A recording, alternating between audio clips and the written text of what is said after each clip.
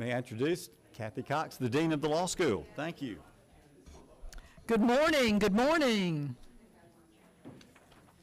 Good morning. Good morning. Good morning. I'm Cathy Cox, the Dean of the Law School, and it is my pleasure to call to order the W. Homer Drake Jr. Georgia Bankruptcy American Inn of Court. We'd like to welcome all of you to our beautiful campus of Mercer University and the law school here. I know many of you have been here on a number of occasions, but for any of you who are here for the first time, we want to welcome you and hope you have a wonderful morning and a comfortable day. We've got a wonderful program planned, thanks to your leadership today, followed by a great lunch which will be held upstairs. There are restrooms, men and women's restrooms on either end of the hall, so you can exit the back or the side door to find restroom facilities. But we are very excited to have you on our campus today and in our courtroom here. To give you a little exciting news coming up for this courtroom, in March we're going to be dedicating this courtroom and naming it for former Judge Griffin Bell and Frank Jones, who were both graduates of our law school, just as Judge Drake is a distinguished alum of our law school, of course. So we are planning a dedication ceremony for this courtroom in March, featuring Justice Clarence Thomas, who will be here to give the dedication speech. But I don't know that we have many alums that we are prouder of than Judge Drake. So anything with Judge Drake's name and affiliation, we are proud to host here at Mercer Law School. He is a dear friend of all of us here at the law school, and we're honored to host you because of your particular affiliation with Judge Drake today. I'd like to now, in addition to welcoming you, turn the program over to President Bill Underwood, the president of Mercer University, for some remarks, and he will be followed by Professor Mike Sabbath, who holds the Homer Drake Chair of Bankruptcy here at the law school, and we'll continue on with our program. Please welcome Bill Underwood. Thanks. I want to join Cathy in welcoming all of you to the School of Law.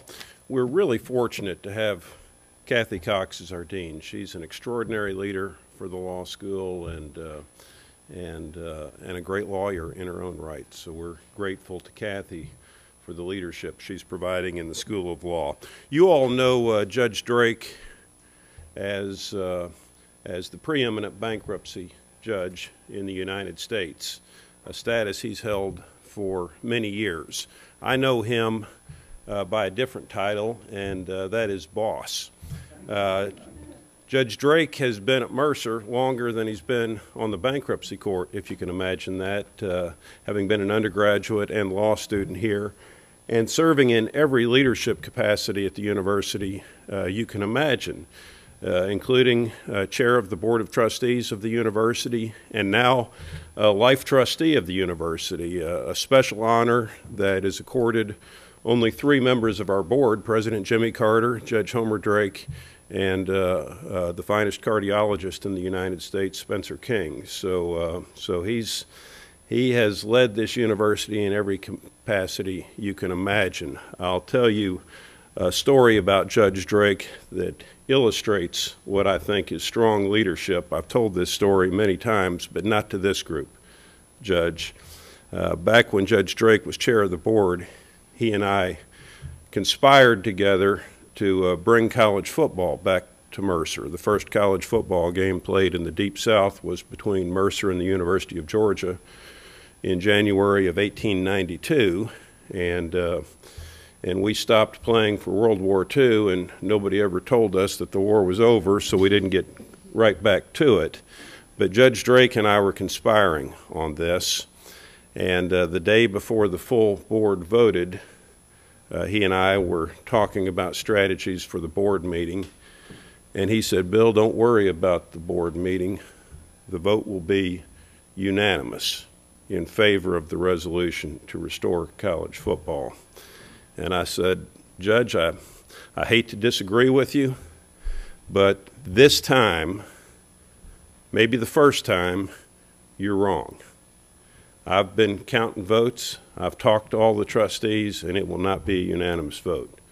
And he said, "You want to bet a steak dinner on that. I said, well, I hate to take your steak dinner, Judge, but I'll be glad to make a bet with you. So the next day, the motion was made. There was discussion on the motion.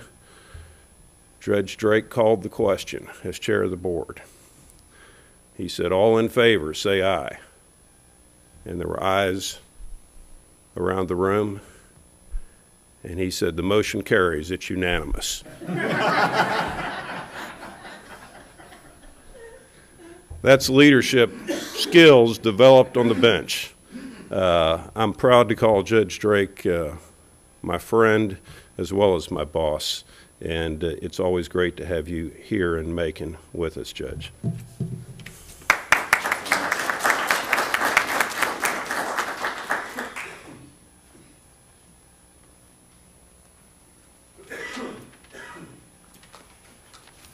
I'm Mike Sabbath, a member of the faculty here, and I get to say a few words about Judge Drake.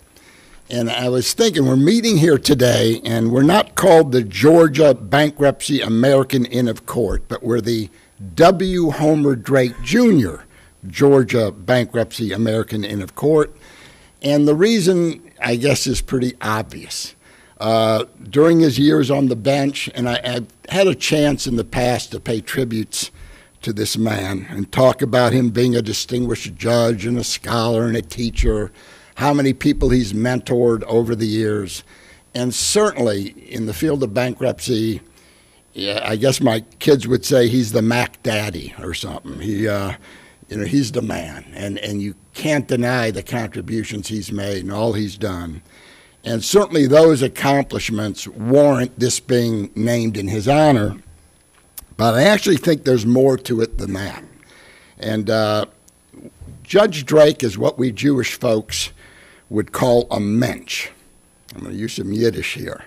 And mensch isn't the prettiest word in the world, but to call somebody a mensch in the Jewish faith is about the highest compliment you can pay to somebody. It's somebody who can be relied upon to act with honor and integrity, but it really means something more than that. It says that this person is a kind, considerate human being, not just honest, but kind and considerate. One well-known rabbi says, here's how he characterized it: responsibility fused with compassion, a sense that one's personal needs and desires are limited by the needs and desires of other people. A mensch acts with self-restraint and humility and is driven by innate decency, motivated by a sense of values to live up to, but not out of regard for recognition.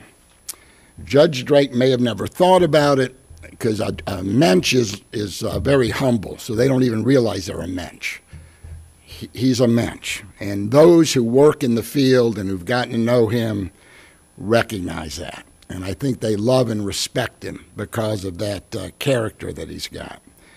A purpose of this inn, I read the bylaws, to promote professionalism, ethics, and civility, and it makes perfect sense to name this inn in his honor if you're trying to accomplish that.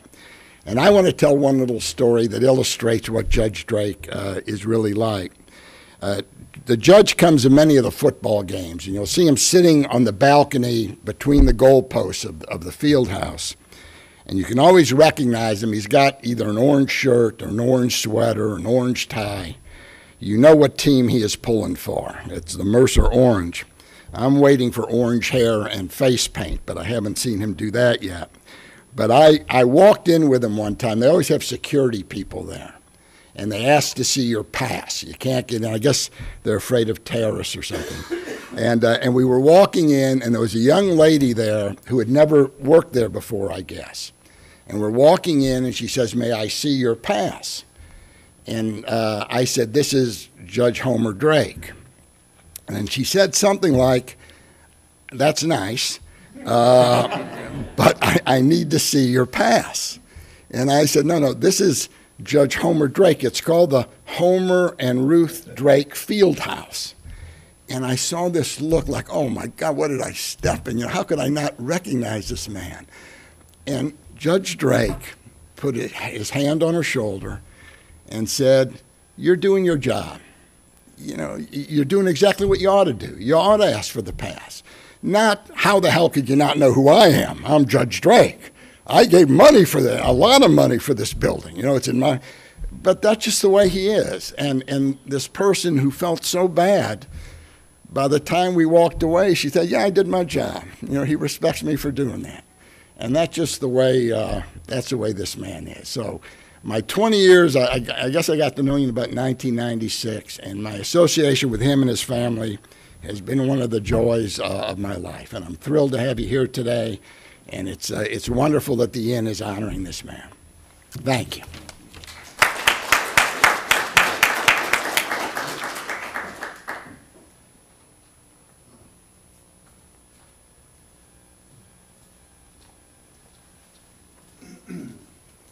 Well, good morning. I'm Jim Smith. I'm the Chief Bankruptcy Judge for the Middle District of Georgia.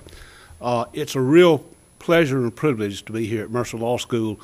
For those of you who are not from Macon, Macon in the 70s and 80s saw the flight of businesses from downtown as they went out to the malls, just like most cities saw. In the last 10 years, there has been an explosion of regrowth and revitalization of the downtown area. And there have been two driving forces. One is Navicent Hospital, and the other is Mercer, the University of Mercer. We are just really privileged to have this college and this law school here on this campus. So President Underwood, Dean Cox, it's a real pleasure to be here. June of 1981, I had just graduated from the University of Georgia Law School and was getting ready to go to my last quarter of University of Georgia MBA school. I got a joint degree. And I really did not know whether I was going to pursue my law degree and be a lawyer or use my MBA degree and go into business. Well, there was a lady named Ruth Bridges who was Judge Homer Drake's late wife. She's from my hometown, and our families were friends. And my daddy, I'm not sure exactly how it happened, but I think he called her brother and said, my son doesn't know what he wants to do. Is there a way that he could come talk to Judge Drake and maybe get some pointers? So on Friday after I had graduated, I drove over to Newnan, and I sat on Judge Drake's porch and had a drink with him, and we talked about law and we talked about business. He found out that I had just delivered my resume here in Macon to the firm of Kaplan and Thomason, Jerry Kaplan, who is one of the deans of the bankruptcy bar. And Judge Drake said, oh, I know Jerry. I'll call him right now and tell him to hire you. The rest is history. Vernon Jordan, who was a lawyer and a counselor to President Bill Clinton, once said, we all stand on the shoulders of giants. This is one of the giants that I stand on, whose shoulders I stand on. So I've been very fortunate to have Judge Drake as my mentor throughout my career.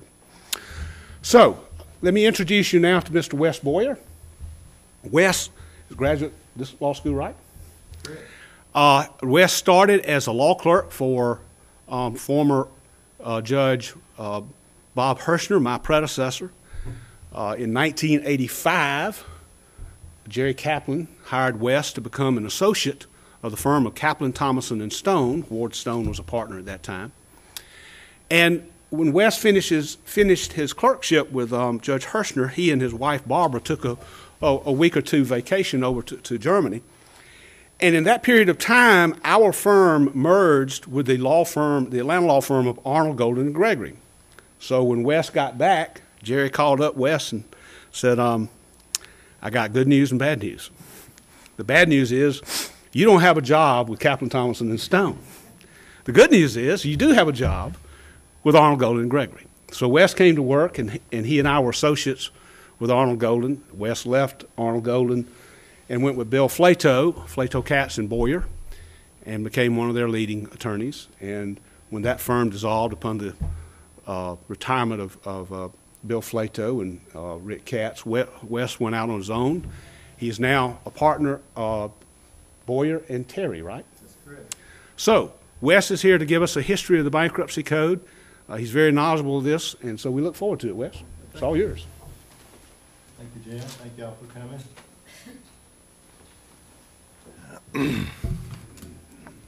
I had a case, I guess it was a year or so ago, and it was a state court case. It was a debtor-creditor case, and it had some issues that had to do with the origins of debtor-creditor law and bankruptcy law.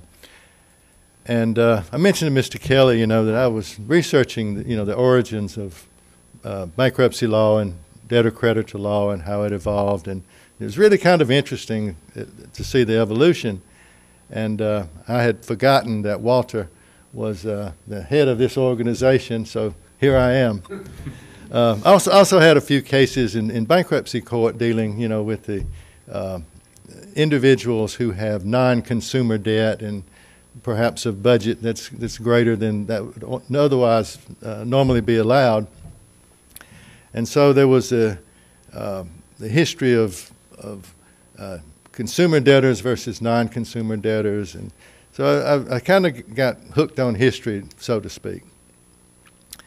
So that's why I guess I was chosen to give this little talk. But I guess bankruptcy starts with debt, and I figure the first debtor was probably the caveman. We talked about in the title of this thing, it would be from Moses to Madoff, but I'll go back to the caveman. Probably you had a caveman who had come across a wildebeest or something to eat, and he couldn't eat it all at one time, so his neighbor caveman, I'll call him caveman number 2, took a hindquarter or something, and with the understanding that he would repay caveman number 1 for his share. Of course, as luck would have it, caveman number 2 had some hard luck, didn't have much skill in hunting, or for whatever reason could not repay caveman number 1. And I think it just evolved from there. We have a lot of credit, and I think history has borne that out. So, then we fast forward up to the time of Moses, is where we start. And Moses was said to have, and this was sometime around 1500 BC, it's believed, was said to have sought to free the Israelites from slavery. And we really don't know if that was debt slavery or not, but slavery was a very effective and often used debt collection device in early times. And there were quite a few of those. You had ancient Indian law, which was actually one of my favorites of the ancient debt collection devices. It was called the process of sitting dharma, I believe, if I pronounce that correctly. But the creditor would position himself on the doorstep of the debtor until he was repaid. And the belief was that if the debtor allowed the creditor to sit on the doorstep until he either starved or became sick or what have you, that society in large would punish the debtor. And I guess if the creditor actually starved, I mean that may have resolved the whole situation. I don't I don't know, but that was one of my favorites. But obviously you had slavery. The Bible talked about slavery, and you talked in ancient Hindu law talked about forced labor. Roman law was probably the toughest. Roman law, there was a provision that provided he who cannot pay with his own purse pays with his skin. And where there were more than one creditor, and that became an issue, where you not just have one debtor versus one creditor, but you have several creditors out there versus the one debtor. But there they would say if you have more than one creditor, the debtor could either be divided among them as slaves or killed or sold. That was pretty harsh debtor-creditor law. And I think the creditors sort of came to the resolution that there had to be some kind of a practical way to resolve the debtor-creditor relationship, short of death and slavery and things like that. So you started to see certain, what I call debtor relief laws come into place. One of which was the Code of Hammurabi, which is one of the oldest, I think the oldest known code of laws, which was around 1750 BC. King Hammurabi ruled Mesopotamia, and he actually had a law book. But the Code of Hammurabi was probably the first debtor relief provision, and it says that if anyone may have a claim for coin or money and later imprison him, and the prisoner dies a natural death, the case shall go no further. So that seems kind of obvious, but I guess it would be a prohibition against going after the estate of the debtor. It also provided that if anyone fails to meet a claim and he sells his wife or son or his daughter into forced labor, then they shall work for 3 years in the house of the man who bought them, and on the 4th year they shall be set free. So that was really sort of the first of the debtor relief laws that we know about. Then you have the Bible. Deuteronomy provides that after 7 years there would be a release of debts. So that's another debt relief law. Medieval Europe, it contained provisions, basically jailing until the forcing of the family to pay for the prisoner's money, whereupon he would be discharged.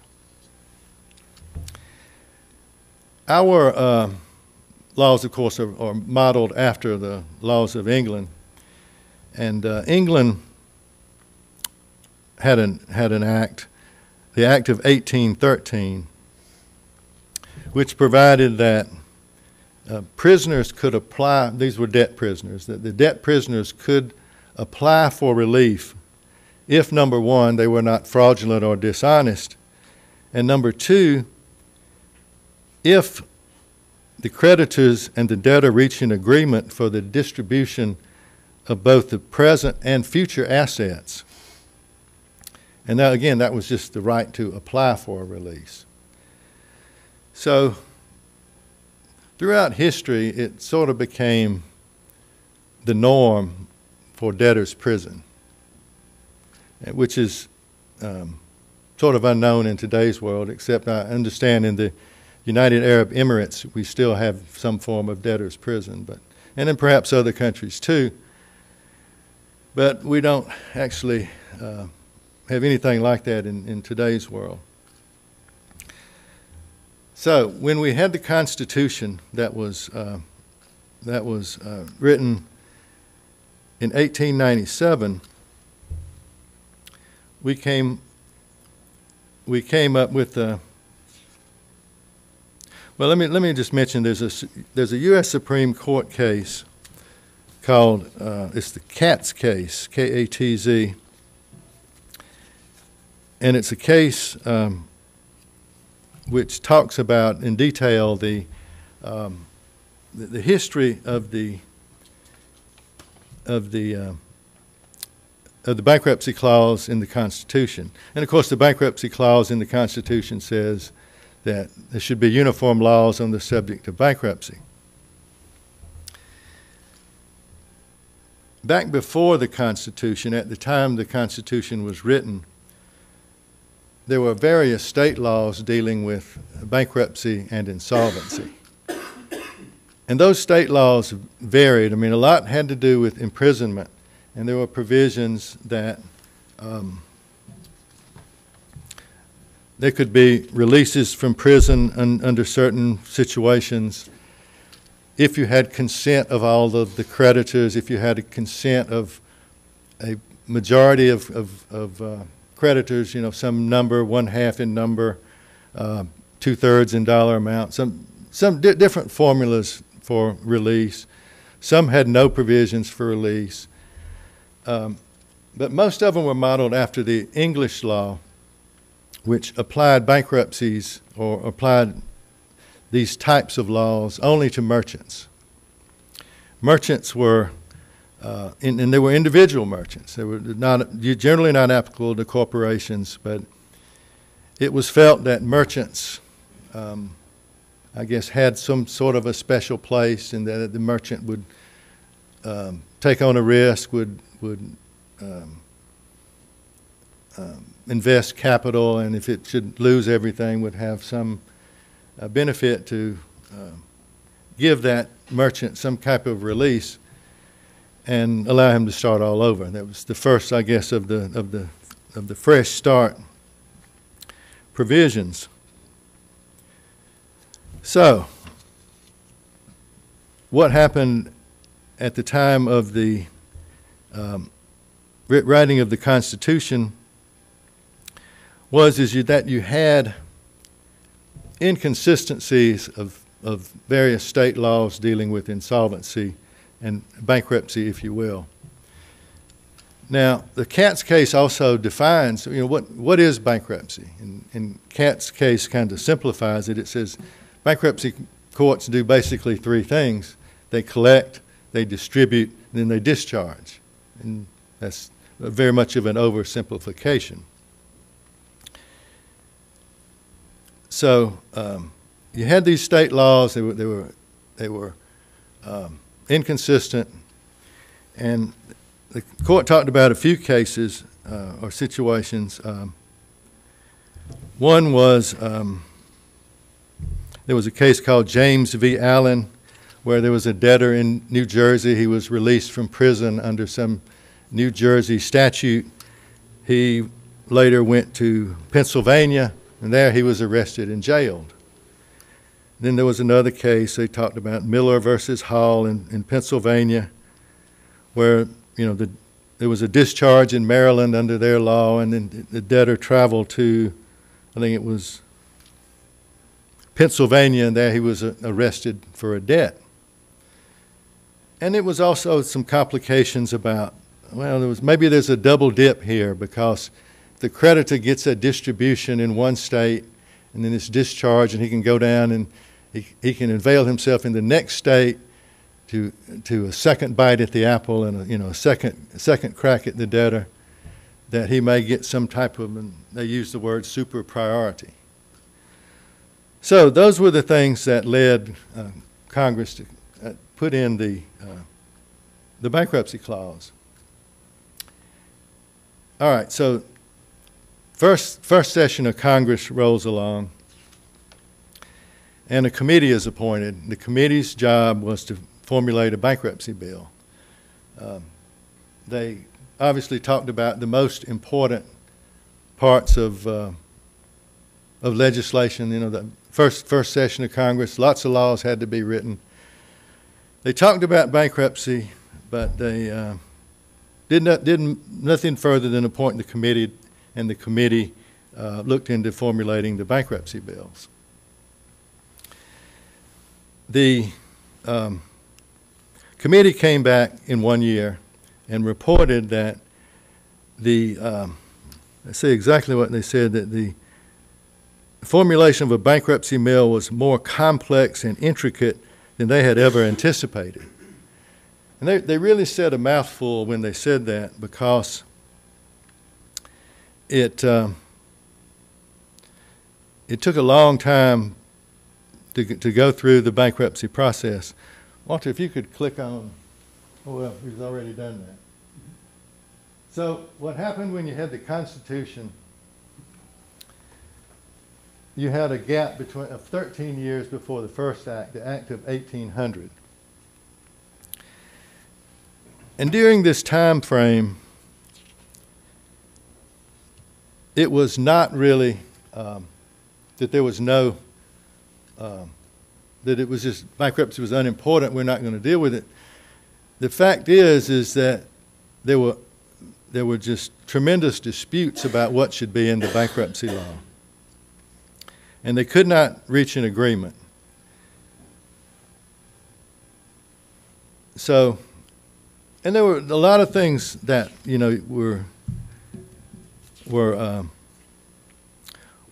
discussed. You know, one of the, you know, because of the state laws were so inconsistent, you know, one question, can you have voluntary bankruptcies? All of the laws in England and in a lot of places, the bankruptcies were, or the insolvency cases were involuntary. They were initiated by creditors, and they were, you know, geared towards creditors liquidating, you know, receiving a distribution, a share of the proceeds, and what have you. And they were not voluntary cases. So that was, you know, one of the big topics that you will see throughout this whole history is a big argument about, you know, should it be voluntary, should it be involuntary? Should it apply to corporations? They had bank failures back then. Should it apply to banks? Discharge of debt was an issue. You know, like I said, the concept of discharge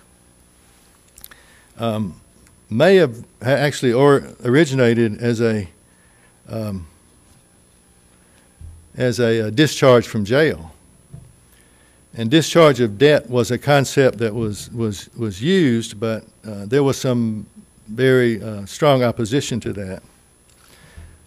Who administers, you know, these, you know, this process? Is it the creditors want to administer it themselves? Some of them, you know, so that was an issue of discussion. Farmers. The South was always opposed to involuntary type bankruptcy laws dealing with farmers because of the agricultural economy in the South. You had a lot of statesmen who would talk about, well, you know, farmers have a bad year, you know, one hiccup, you know, they get sold out on the courthouse steps and liquidated. They didn't like that. So that was an ongoing dispute for many, many years. Do you have creditor consent? I mean, that was an issue. Under some of the old laws, the state laws, you needed some creditor consent. You couldn't get a discharge of debt or even a discharge from jail without some formula of creditor consent. So that was an issue that was talked about. Exemptions, you know, you had state law exemptions. Do you take all of the caveman's pebbles and skins, or do you let him keep some? And what law should apply to exemption? So those were all a lot of issues. But what happened was, I think in the 1790s, there was economic turmoil. It was based on land speculation, and I think some of the writings indicate that, you know, during the early parts of our economy, we had a very volatile economy, that we had a lot of booms and busts. And in the 1790s, there was a land speculation bubble. There was a guy, for instance, his name was William Duer, I guess, D-U-E-R, and he was what was the Wolf of Wall Street back then. He was a New York City financier, and he was involved in the purchase, I think, of 30 million acres, which is now a lot of Alabama and Mississippi, which, you know, I had to read that number twice. That's a lot of land. But he wound up dying in debtor's prison. It was so bad. You also had James Wilson, who was a U.S. Supreme Court justice. He had to move to North Carolina because he was fearful of being imprisoned for a Pennsylvania debt. and there was a Henry Lee, who was father of Robert E. Lee, and he was also a Revolutionary War general. He was in debtor's prison for about 2 years during that time frame. So it was really the economic turmoil and the flooding of the prisons, I think, is what one person said, that actually caused Congress to pass the first bankruptcy bill. But prior to that, there was a public law which was enacted in 1792, which was about the time of this economic turmoil. It was called the Debtors Prison Relief Act of 1792. Under that act, the debtor had to give an oath. He had to go before the court, a judge, and he would give an oath that he had not squirreled away any property. Kind of like the oath we sign when debtors sign when they sign the schedules, that they hadn't squirreled anything away. They don't have anything held in trust for them by someone else, and went through this list, and he made that oath. And then the judge, after having the debtor recite the oath, would set the support for the debtor at no greater than $1 per week. And if the creditors would not pay for the support that was fixed by the judge, then that debtor would be discharged. He would be discharged from jail. So there we go. That led us to the act of Congress that was the first bankruptcy bill, 1800. And under the first bill,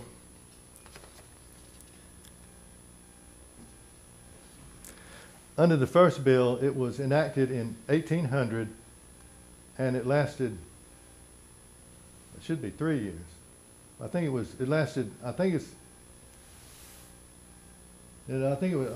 may have lasted, I'm not sure. 2 or 3 years it lasted. And it was a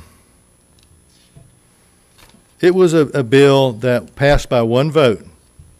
It was hotly contested, and it did allow for a discharge of debt if 2/3 of the creditors in number and dollar amount agreed. Like the English law, it was only a creditor could initiate the proceedings, and the law had a 5-year sunset. It only lasted a few years, lasted less than. And it was some of the criticisms were that it was handled by federal courts, and they were far between, hard to get to. The dividends were low, maybe because some of the debtors were in jail or what have you, but the dividends were low, and they didn't like some of the discharge provisions. One person was quoted as, one of the legislators was quoted as saying, "We saw rich men today bankrupt tomorrow, and the next day in full business and in great style, while the poor farmer or manufacturer who had been ruined must suffer the penalties of the law in jail." Sort of the same stuff that we might hear today. So, again, and you also at that same time had the concerns of the agricultural sector, mostly in the South, that there were many. Somebody had observed that many planters were chased out by this ruinous law. That if a farmer had a bad year, he would have been sold out. So that was always a big riff.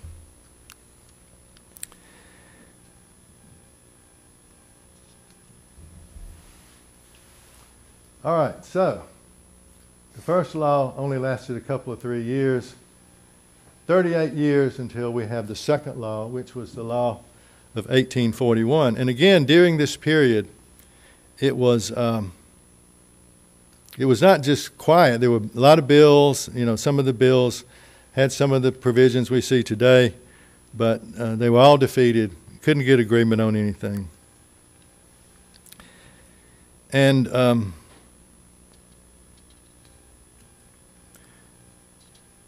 what happened again was the volatility of the economy comes into play.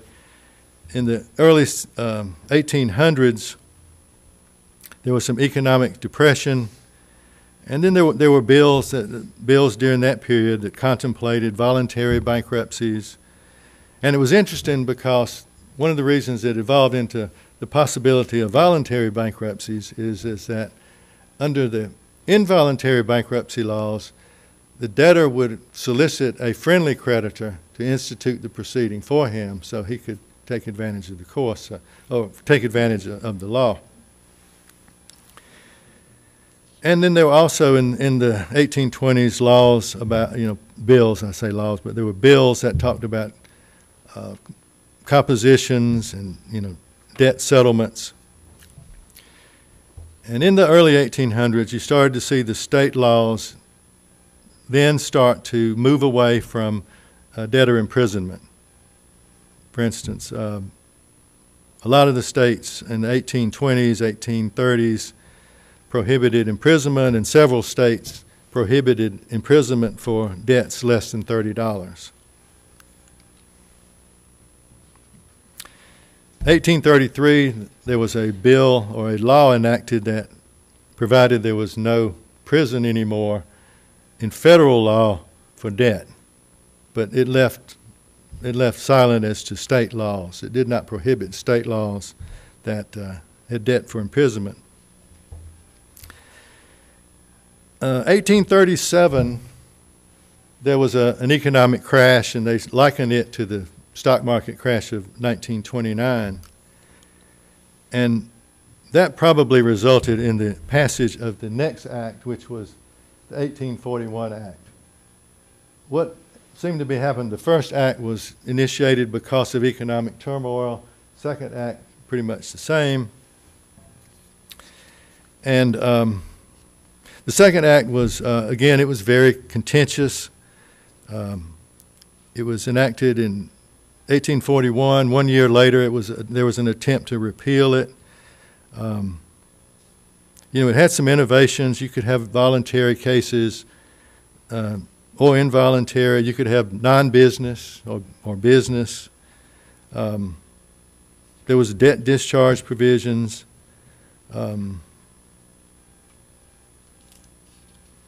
of the big arguments against that law was very low dividends, and that the process was controlled by the courts and not the creditors. Creditors apparently thought they could do the same. But that only lasted 2 years. Again, there was a few laws. You had in 1865 you had the abolition of slavery. In 1867 you had the Anti-Peonage Act, which was a prohibition against work to pay off a debt. A peon was a person who would work to pay off a debt. That was abolished in 1867, which is also the same time we have the third act, which again, this act lasted 11 years. So we have huge gaps between these laws, and every time we have a law, it seems to be pushed by a economic problem.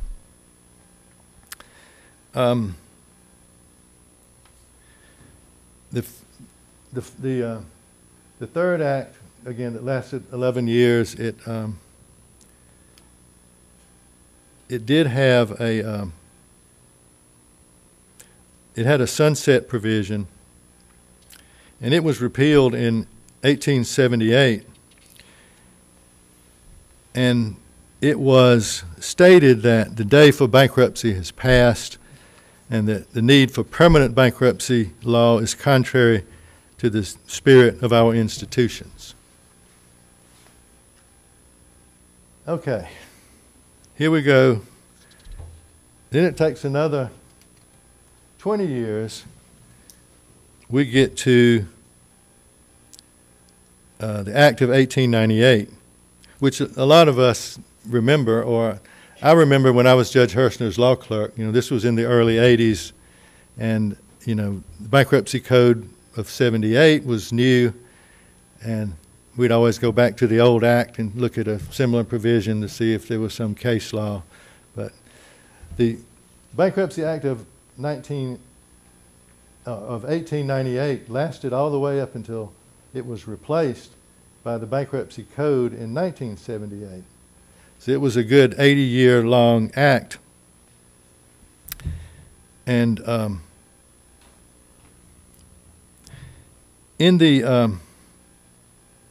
course, all during those times there have been certain amendments. There have been amendments to the code. And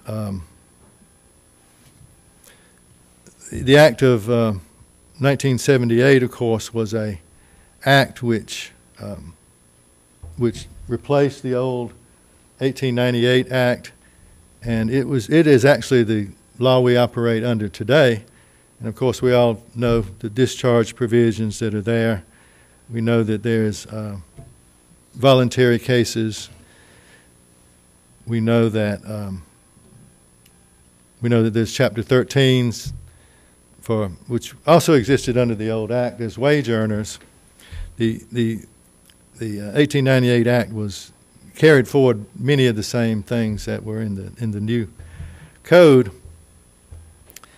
And of course, one of the reasons that one of the problems with the Act in 1898 was the jurisdiction of the bankruptcy courts. There was a belief that the bankruptcy courts did not have enough jurisdiction to deal with all the things that would come up in a bankruptcy case.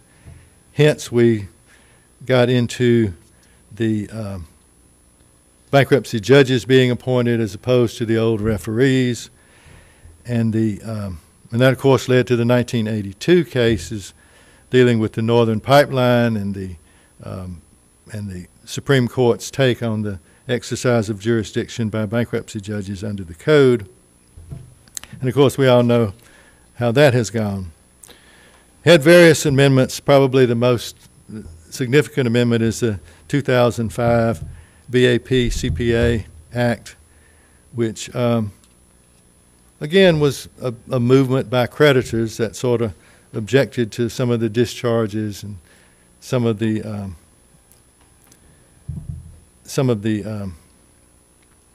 abuses that they believed existed under the prior law.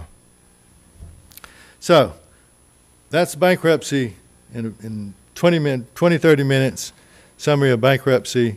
That is, again, it's a very broad topic, but, you know, my take on all of this is that it has evolved.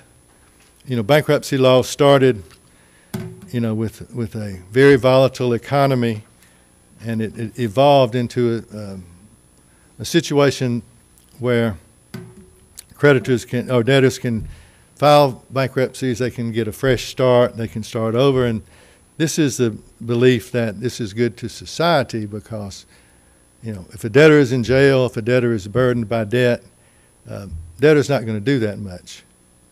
You know, I've had clients who, for instance, one client said he was going to Italy for 4 months. And I said, "You're not going to work?" He said, "Why should I? It's big judgment against me." So bankruptcy does serve a purpose, and I think it has evolved from what was a bad place into what is now a very good place. Thank y'all.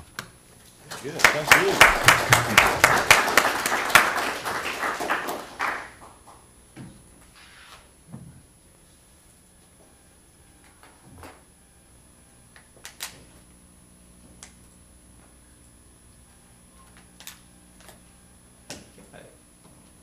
Well, it's my turn. Turn this on. Put this here. And before I get started on my part, I want to also recognize Judge Drake and all of our judges that we have here today. One of the things that I love to read is the American Inns of Court Professional creed, and what we're doing here today is in furtherance of that creed. It says, I promise that I will work continuously to attain the highest level of knowledge and skill in the areas of the law in which I practice. And that's one thing I love about the Inn, is that we do have these varied programs. I would never have known a thing about Chapter 15 but for Grant Stein. I hadn't needed it, but good to know. Well, it was good to know that you know about it, because if I ever need it, I'll call you. Okay. My topic, I'm going to sit down because I'm going to be trying to run the show at the same time I'm doing the talking part. We'll see how that goes. I'm Walter Kelley. I'm Chapter 12 Standing Trustee in the Middle District of Georgia, Chapter 7 Trustee, and a counselor to the Inn this year, which I've thoroughly enjoyed. One of the best things that I've ever done was when Judge Hirschner called me in 1986 and asked me if I would to come see him one day when I was in Macon. And of course I did. And he said, well, I need you to run this new thing called Chapter 12. Nobody knows a thing about it. So everybody will be learning together. So I did do that. I took him up on it. But before I go into that, and I've got a lot of things I want to tell you today, a lot of it really goes in with what Wes has said earlier about how the economic crises that we have, a lot of them generate in the South. Or they did because of the agricultural economy, but they also now, they're not coming from the South as much as they are the Dakotas and Iowa and Nebraska, because those are the biggest farmers there are. I mean, they just dwarf us. But on behalf of the W. Homer Drake Jr. Georgia Bankruptcy Inn of Court, I want to thank President Underwood, Dean Cathy Cox, and her administrative assistant, Karen Batts. Karen has helped me do everything in this. And especially our friend Mike Sabbath, Professor Mike Sabbath, for everything that they have done to welcome us to this beautiful law school. I mean, it is just incredible. And every time I come here, I think, wow, I mean, this is something. I mean, it really, really is. So the topic today is saving the family farm. And that's what we've been doing since 1986. We've had some good farmers and some bad farmers. And we can't save a bad farmer. I mean, that's just all there is to it. The Act is known as 11 U.S.C. Section 1201. Its terms are defined at 11 U.S.C. 101, 18, 19, 20, 21, and 101, 7A and 7B. It's found in the Code at 11 U.S.C. Section 1201. Today, I've got 84 cases, Chapter 12 cases. I've got one straggler from the Northern District of Florida. I served as the trustee down there for 25 years until I finally figured out I was losing like the farmers of going down there. Panama City, Pensacola, Gainesville, and Tallahassee is a long way to go. It just is. And most of the farmers were pro se. And the worst case, and we've had several of them, and Judge Lanny can attest to this, the worst case I ever had in the 40 years. This year I graduated in 1979 from Emory. The worst case I ever had was out of the Northern District of Florida. If you have nothing to do one day, Google Enray Petrano, P-E-T-R-A-N-O. Ms. Petrano was a lawyer in the sense that she held a law degree. But neither the state of California nor the state of Florida would permit her to take the bar because she could not pass the good part. Like, are you a good person? And her husband wasn't any better, except he passed. So they filed a 12 down there. The farm consisted of one horse, which she was training. But anyway, bless her heart. And I had to communicate with her in ink, in purple ink. You could not write her like emails and that sort of thing. Everything had to be in purple. I said, well, I can do purple. I mean, if that's what you want to do. She filed lawsuits against everybody, including the judge, Judge Killian, whom I loved. He was, do y'all know him, Lewis Killian? Y'all knew him? Great guy, West Point, straight as an arrow. Well, you can just imagine how that was received. But anyway, she filed, I was the only one who she did not sue. And I think it's because I communicated with her in purple. But there's more. she did, I was not unscathed. She filed a blistering complaint to the State Bar of Florida, which I'm not a member of the State Bar of Florida. Don't have to be. Trustees don't have to be, you know. Alleging, and the U.S. trustee in Atlanta, you know, two blistering complaints, that I had failed to protect her farm from the drone attack of her neighbor. And I just had to tell them, you know, well, I'm guilty of that. I absolutely didn't do it. So, you know, if you're supposed to do that, well, you know, I'm sorry, I just didn't do it. Good news on the Chapter 12 front, ladies and gentlemen. Senator Grassley, big senator, big supporter of Chapter 12. You can't hardly read this. And where they get this number right here from, I don't know. This was a bill that has now been introduced to raise the limit on the debts to $10 million.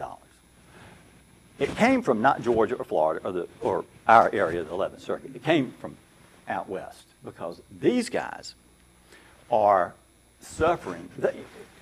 I know a lot of the trustees out there. Carol Dunbar is the trustee in Iowa. They have land that farmers are paying $10,000 to $15,000 an acre. Can you imagine? Well, anyway, so it doesn't take long, you know, to rack up $4 or $5 million worth of debt. So Grassley's saying, look, we need $10 million.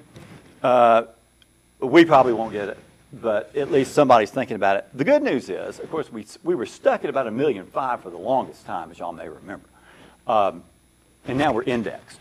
The debt limit's about 4.1 now, and I'll tell you a little bit more about that later. But Grassley is a big supporter. The Midwest farmers, you know, because of the debt limit, you know, they borrow everything.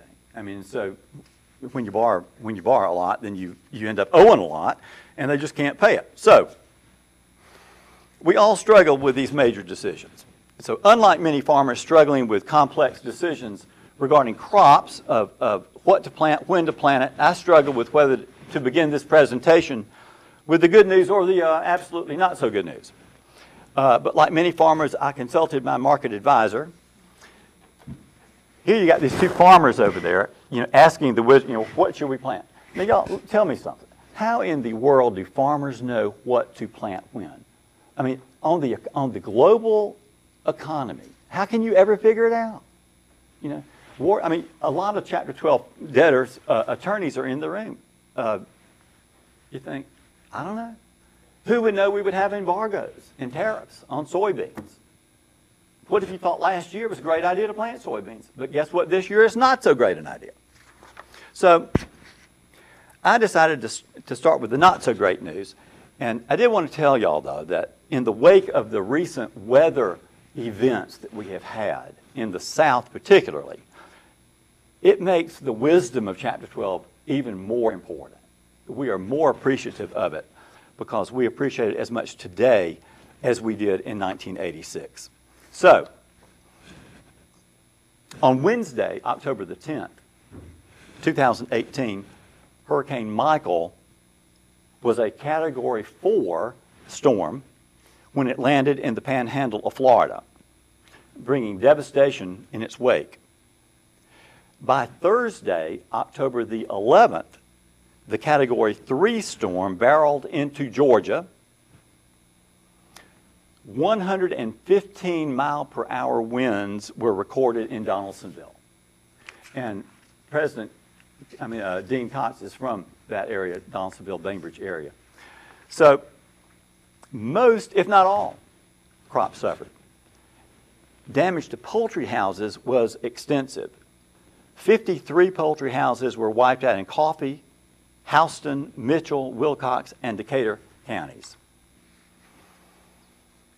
Let's see. And this isn't funny, but I do have lots of farmer friends between Albany and Bainbridge, and they said, there are chickens everywhere.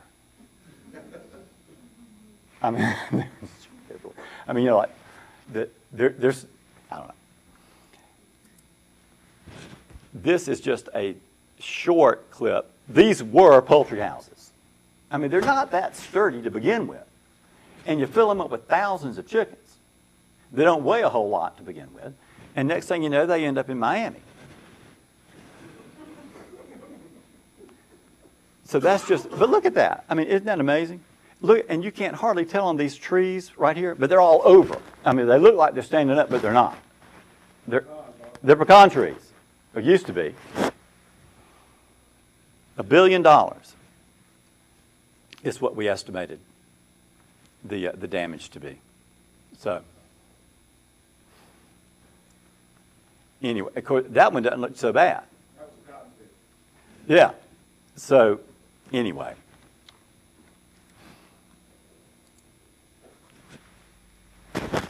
Cotton, pecans, and fall crops were hit. Look at this is a happy cotton field on the left. That was October the 9th, okay? This is a not so happy one on October the 11th. Look down below, that's what I think of pecan groves looking like. I mean, that's what we all see. That's what you hope for. They're beautiful, they're well maintained, they're manicured, they have this this irrigation stuff that's down at the bottom. You don't see it anymore. I was a trustee in a case called the Golden Pecan. And that was where these bunch of crooks out of Richland stole about, well, several $1 million from investors and bought these pecan groves with them. I mean, they're beautiful. And that was the easiest asset I've ever sold, because you can sell them. The guy from Dawson bought them. T. Gamble bought them. I hope they don't look like the one on the right now, because I don't think they were hit as bad as others were. At least I hope it wasn't. But you can see how most of that cotton was blown away. So, and now this is also, and I'm going to try to I'm not going to show you the whole clip, but I just want you to see the pecan, what it did. I mean, it just topped them off at the top. And that's, I mean, I lost 40 trees in my yard, you know. And this is, he's just telling us in here what happened. But, of course, farmers weren't the only ones that were hit by this storm. 400,000 customers were without any power. 127 roads were blocked. The storm claimed the life of one child in Donaldsonville. 100 intersections were blocked in Albany. And in McDonough, there was almost 8 inches of water. Now, I didn't know who this guy was, but actually I've come to learn he's a creditor in one of our Chapter 12 cases. So I'm giving him a little free press. So look at that. I mean, isn't that amazing? And, you know, when you think about it, you can have a crop insurance for the 2018 crop if you bought it. But most farmers can't afford to insure the tree that produces the nuts. And they have to be a certain age before they start producing. So all you can do is rake them up and burn them. That's all you can do. You're done. So after Hurricane Michael's aftermath, it's clear that we need agricultural safety nets. But acts of nature are not the only adversity faced by our nation's farmers. Here's some more. Higher interest rates. As we know, the feds are slowly but surely raising the rates. Farmers borrow. Harder for them to borrow. Well, it's easy to borrow. It's just hard to pay it back. We can help you with that. Tariffs, government embargoes, high input cost, high labor cost, and now we're faced with low commodity prices. I'll tell you why in a minute. I hadn't thought about this until I was researching it, but consumer preferences change. Like for the longest time, and I promise you this is true, before we had Chapter 12, the only choice farmers had was Chapter 11, unless you were just going to go out of it. I presided over the demise of more pecan farmers in Crisp and Dooley County than I want to know, because we tried. You felt so sorry for them. They just couldn't, you couldn't make it. You couldn't give a pecan grove away. Well, here come the Chinese. They love them. So now everybody's taking row crop land and planting pecan trees. Well, I hope consumer preferences. What if they decide we don't like them anymore? Don't know. And one of them is unpredictable government programs. And y'all know as well as I do, one of the cases that we had from the Middle District that went all the way to the Supreme Court, in re Ricky Bracewell, that I lost that case. It was mine. You can say, Walter, you didn't go to the Supreme Court. I mean, there ain't no way you went up there. And which is true, I didn't. But I did handle it at the lower courts and won. But, at the big boy level, it makes a lot more difference. Some outfit out of the Virginia Law School called and they said, this is an important issue and we want to take it over for you and blah, blah, blah. Will you pay for the publishing cost and all that stuff? And I said, well, I don't know. How much is it? And they said, about $2,000. I said, okay, we'll roll the dice. Turns out that was one of those cases, Judge, you remember this, I know you do, where we had, the government comes up with this farm relief program, and you're going to be seeing some of those pretty soon. I mean, in the near future, this case is going to set the tone for it. You got a government program that comes in now in 2019 going forward, but they say, wait a minute. But you can look backward to 2018, 17, and 16 and pick the crop that you suffered the largest loss. Well, my position back in the old days was, well, if you file in 2019 and you use the old one, then it's pre-petition. And I want the money. And I said, good try. But didn't work out that way. I did read an article in the New York Times. I do read that every once in a while. And y'all listen to this, and you can take this for what it's worth. Exports of soybeans to China fell 94% through mid-October of 2018 from the year earlier. So, well, you're the farmer out there thinking we can't plant enough soybeans. Well, turns out, maybe not. Well, Chapter 12, they just didn't think this up. It's just like what Wes was saying earlier. All these farm crises, I mean, they come and go. And we're going to have some more. But in the 30s, you see this picture of the farm for sale, 240-acre farm for sale. The Fraser-Lemke Farm Bankruptcy Act of 1934. In June of 1934, and this, back in those days, Fraser and Lemke were from North Dakota. Lynn Fraser was the senator, William Lemke was the representative, and they came up with this act that President Roosevelt signed. Okay. Just like the original Chapter 12 that we had in 1986, it had a sunset. So it didn't even make it to the sunset. What the act did was it temporarily gave the federal courts the authority to scale down what? The debt is scaled down to the value. That's exactly what we do in Chapter 12 now. We still do that. If the farmer retired the debt within 5 years, you're done. You're done. You can't go against him for any reason. There was a 5-year moratorium on foreclosures. Well, you can imagine, as Wes was saying earlier, you've got the acts, you've got this, you've got that. One of them lasted 2 years, one of them lasted 3 years, one of them lasted, overnight. The creditors just hated it. All of them hated it. It took 1 year for that act to be declared unconstitutional by the U.S. Supreme Court on the basis that it violated due process.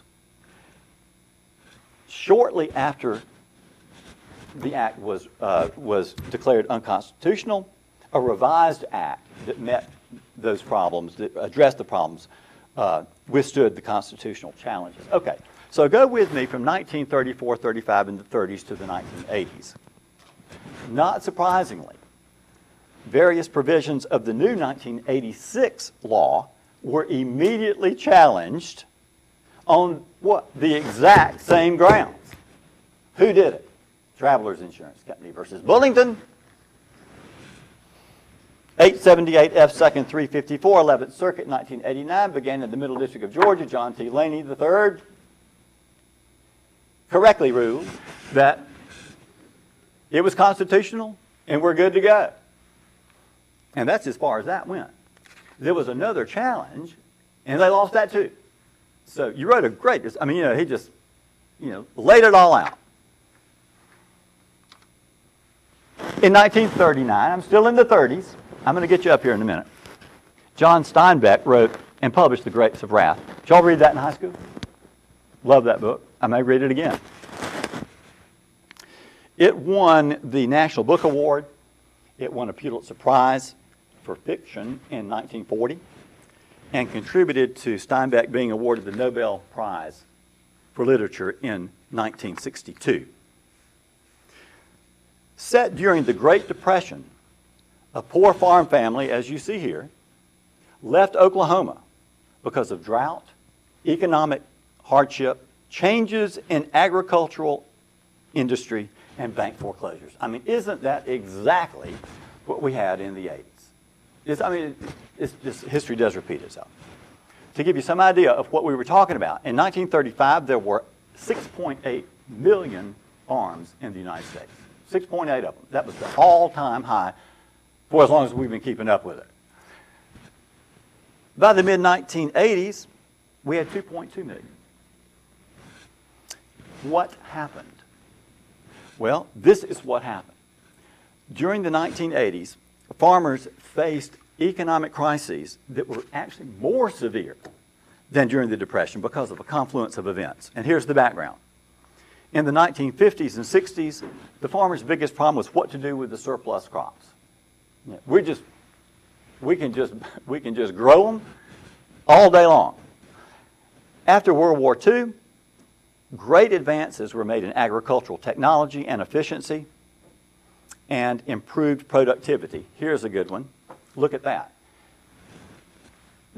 John Deere is responsible for more productivity than just about any other company in the world. That's a 2016 John Deere tractor. Even used, it's 250 grand. I mean, that's for a used one. Until I was liquidating a case in Ashburn, I think it was, I had no idea the importance of seeds. Seeds can be covered with materials. Did y'all know this? They can be coated. So when you buy the seed, it is coated with materials that are chemically designed to improve handling, protection, germination enhancement, and plant establishment. Seed coating makes the seed thicker so that it has more seed to soil contact, which means it enhances your ability to make a good crop, unless you get bad seed. And there are cases out there, Monsanto and a few others, that the seeds weren't any good, and I don't know why. But here we are. Pesticides, some of them we can't use them anymore. One of the other good ones was fertilizers. We have just huge fertilizer improvements. And farmers at the time were so productive that the large surpluses of grain were stored in these bins. So in the 1970s, the demand for our products worldwide increased. Do y'all remember? Well, most of y'all are too young to remember. Russia negotiated contracts with the United States for wheat and grain. Okay. Well, we had all these stockpiled crops, so there wasn't any problem.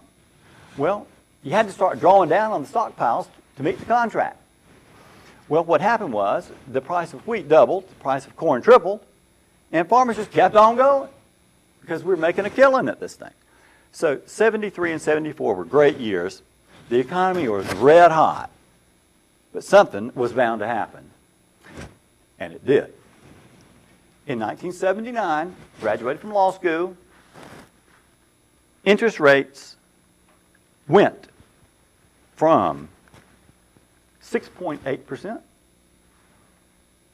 to 21.5% in 1981. None of us who graduated from law school about that time were buying any houses, period. I mean, we were lucky to get an apartment.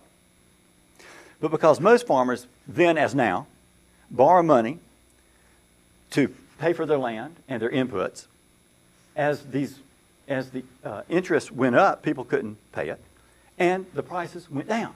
So that's the confluence I was talking about.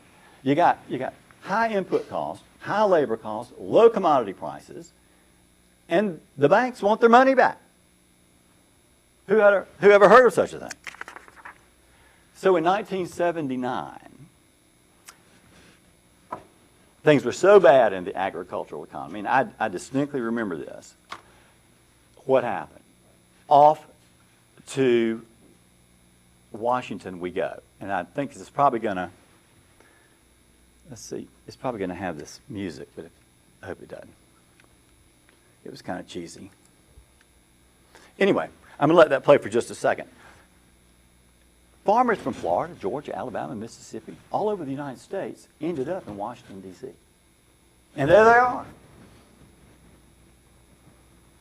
And it was really a sad thing because people just didn't know what was going to happen. Okay, so Congress saying, I hear you, I hear you. So responding to the crisis, Congress thought, well, Chapter 11 is just entirely too complicated, it's entirely too expensive, it's time-consuming, and what else? Well, what else is the creditors get to vote on it. And they always vote no. That's why in the 80s I couldn't get a farm case confirmed to save my life unless we were paying 100% on the dollar. So 11 was no good. 13's debt limits were too low, so it wouldn't do you any good. Chapter 7 was too harsh. So what's left? Well, enter, and maybe I can go to the next one here. Let's see. Come on. I'm going to see if I can go. This is when you need the IT guy. Oh, we'll just come out of that, and we'll go this way. 1986, here we are, Chapter 12. That's when Hershey Call said, you're going to do this. And I said, well, is there any money in it? He said, no. There's no money in it and won't be for about 3 years until you get these plans confirmed. Judge Walker, you were the 12th trustee in Augusta forever in the Southern District. I don't even know if we have one in the Northern District. I don't even know if they had any chapters. Maybe Jimmy Boone was for a little while. Nancy Whaley is now. She is now, but back in the day. So anyway, that comes up, and so we're trying to make a living at it. I said, well, is there anything you can give me to help me pay the bills back? He said, well, I'll appoint you to be a Chapter 7 trustee. So I said, oh, that's good. That's good. So I appreciate that. So I did do it. And I've been doing it ever since. Foolishly, I took on Florida, which is Panama City, Pensacola, Gainesville, and Tallahassee from 1990 to 2015. And I just couldn't do that anymore. But anyway, like the Fraser-Lemke Act, and this is the nut of this whole thing, permits eligible family farmers and fishermen. Back in the day, fishermen were not farmers. Judge Lane and I had a case a long time ago. Remember Dick Teneski? Yeah, boy. This guy from Atlanta, we never figured him out. He was a lawyer. Anyway, so he files his case, and his idea is he represents this guy, and he said he's a farmer because he farms the sea. He was a crabber. I mean, now he'd be fine. Okay, just like Fraser-Lemke, you write it down, the debt to the value. 36 to 60 months, you got to pay all your disposable income. The best interest test, you got to pay them at least what they would have gotten in Chapter 7. Well, did anybody use it? Well, yeah, they did. Okay, this is the latest statistic from the U.S. courts and from the Farm Bureau. I guess they got it from them. Last year, there were 468 of them. Don't know what, I'm sure there's a reason in 2010 and 11 why we had so many, but I don't know what that was. But people are using it. But I'm going to predict something for you. We've been through these disasters before, maybe not to the extent of Hurricane Michael. I did not see an uptick in Chapter 12s. And I think the reason for that is because the government came up with all these bailout things. They're going to try to compensate you for this and that. So it was more than a year after that before we saw Chapter 12s come up, and I predict that's probably going to happen again. Well, who can be a farmer? This is my little checklist. I've given it to the Association of Chapter 12 trustees. They use it. I use it. You got to be an individual or a spouse. engaged in a farming operation, below 4.1 million, half your debts have to be farm-related, half your income last year has to be from the farming operation. If you don't make it from the income standpoint from last year, you go the last 2 years, and you might be able to make it then. Chapter 12 also applies to partnerships and corporations, but the income test does not apply. You still have to have at least half the stock owned by the family. They have to be in a farming operation. 80% of the value have to be related to farming. The debt still is 4.1, and at least half of the debts are farm-related. Assets, 80%, debts, 50%, and you can't have publicly traded stock. Now, y'all, I've only had two fisherman cases that were worth anything. I thought this was going to be retirement for me in April of 2010 when we had the BP oil spill. Remember that? Thing, oil everywhere. Where was it? In the Gulf of Mexico. Well, where's Panama City and Pensacola? In the Gulf of Mexico. What are all these people doing? They fish all day long. Well, we did. You know why? BP wisely required you to have receipts on income and expenses. They're all cash. They were all cash. They couldn't provide one piece of verification that you lost $2 million last year on it. So anyway, I got two of them. One worked. I learned a lot about boats on that time. But needless to say, I did not retire. I'm still doing it. But on fishermen, the debt limit's lower. 1.9 million. You can be an individual and spouse. 80% of the debts have to be related to your operation. 50% of the income, and you can also look at the eligibility for the partnerships. But anyway, why? Okay, and this is the takeaway. Why would you be in a 12 over anything else? This is why. You're the debtor in possession. It's the only chapter where you have a trustee and a debtor in possession. And all of them say they don't need me. The case cannot be involuntarily converted to a 7 except for fraud, and that's hard to do. There's no absolute priority rule. There's no disclosure statement. There's no means test. There's no voting requirement of the plan. There are no 910 claims. We can go buy that 2019 F-250 Super Crew King Cab and pay $95,000 for it. 6 months later, it's worth $45,000 debt to value. Thank you, sir. And the other thing that they like is you don't pay any U.S. trustee fees. You got to pay me up to 10%, but I'm at 8 now. The valuation, this is another one that Hurricane Michael just taught me. The valuation is as of the effective date of the plan. So you file bankruptcy in September, and you are a pecan farmer. You've got all these beautiful before pictures of your pecan crop. You come to confirmation 4 months later after Hurricane Michael, and you've got all this stuff that looks like it's been bombed out. There's a huge difference between the before and the after value. It's the valuation as of the effective date of the plan. Okay. We modify secured claims all day long. Personal property can be reamortized up to 7 years, assuming it'll last that long. Real estate up to 30 years, except we had a case one time where the judge, and I've forgotten who it was, said, we're just not going to do this. It was an elderly lady who had sold and owner-financed her farm to this guy. It was a balloon payment. The proposal was, and she was like 80-something, and so the proposal was, well, we're just going to stretch you out another 30. And he just said, I don't think so. No. No, we're not. No, we're not. Y'all go back there and talk about it. Let me know what you come up with. Well, if you can't come up with anything, the judge will do it for you. And interest rates, we don't care what their interest rates were. We're going to set those interest rates. If you can't figure it out between the two of you, the judge will sit there and he'll do it for you. He can either do fixed interest rates, he can do flexible interest rates. So you do have to give your disposable income to the plan. One final thing I want to tell you. The best piece of legislation in a long time that has helped our farmers came in with the Bankruptcy Judgeship Act of 2017. It added Section 1232. And it eliminated the IRS problem in some ways. It says taxes on gains, like the problem before was if you sold the land and you had a low basis in it, you're going to create all these income tax problems. You got capital gains. Same is true with all this old farm equipment. You depreciated the fool out of that. Well, now you're going to sell it, might make some money on it, who knows? But anyway, so you had to treat them as a priority claim, and you had to pay them over the term of the plan. Well, they couldn't do it.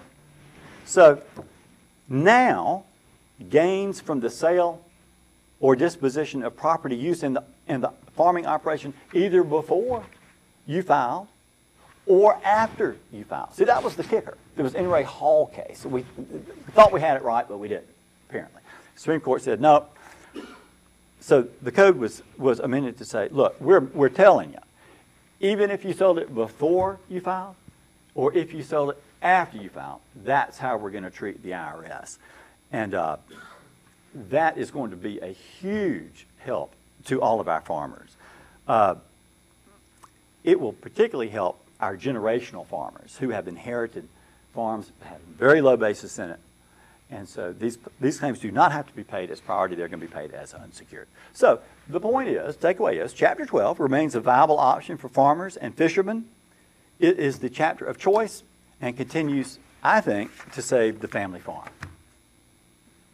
And this is the Gospel of Walter talking about family farm. As you know, I love it. I've been doing it a long time. And I do want to help them get their cases confirmed if they are confirmable. But if not, you just got to go somewhere else. I mean, we like you. That's what Judge Walker used to tell them one time. He said, if you can't file those monthly reports and, make the payments, I mean, we like you. But you just got to go. Go somewhere else. You just can't be in Chapter 12. And they said, well, I can't do this. Well, that's just not moving the meter. You're just going to have to go. So anyway, but I just want to tell y'all, thank you so much. It's right at noon now. We've got a great lunch upstairs on the 3rd floor that they prepared for us, and everyone is invited to come. I want to thank everybody, for coming, and Judge Smith for being the president of the end this year. It's a pleasure to work with him. Judge Drake, I mean, we just hit the jackpot on you. I mean, that's just all there is to it. But anyway, hopefully we will have some decentralized programs in February and March. We will then have our annual meeting in June at Idle Hour here in Macon, Georgia. Yes, sir. Walter, if I can make just one. Yes, sir. While we have everybody here, SBLI is going to be March 21st and March 23rd this year.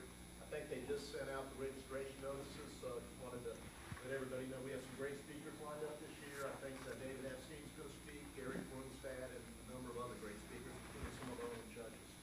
Good. Thank you. Thank you for that. Is there anything else we can do for the good of the order? Then we are adjourned. Thank you for coming.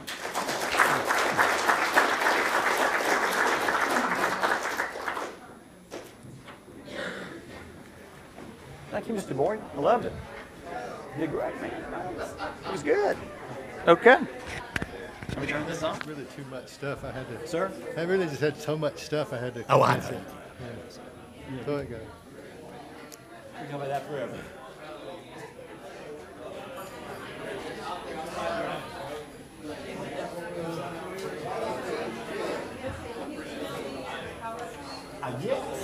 Yes, I will. Oh, yeah, absolutely. I will do it.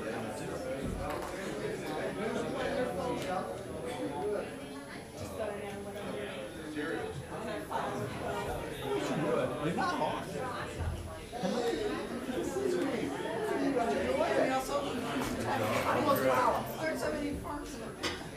And even the ones you have are good.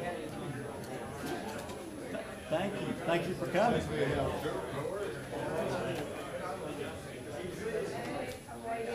Okay. Thank you.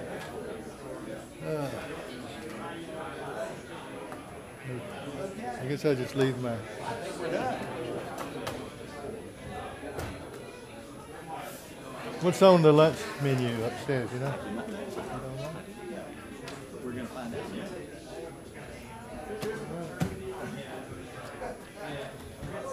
reminded me that one time Judge Walker, we were arguing with the companies outside. It's funny. That's right. Good job. Good job. Good job. Where you come from? Columbus, Georgia.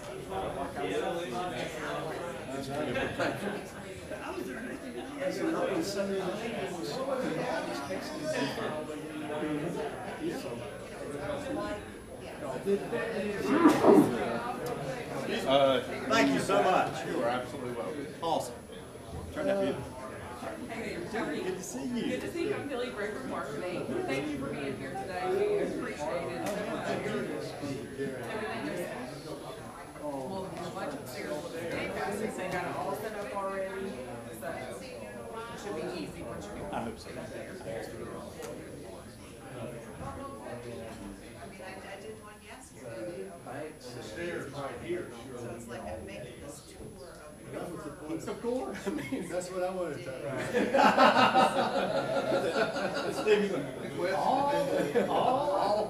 Judge, hey, thanks for coming, man. Always good to see you. You brought back a lot of memories for me. Well, a lot of them were your cases. I had the same conversation with Judge, you want to do this?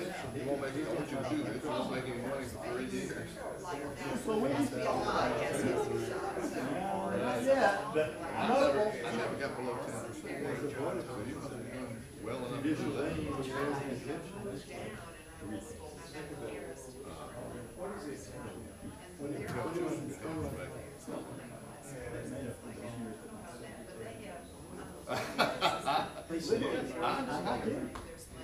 It was a rough, we sort of were inventing the wheel as we went along.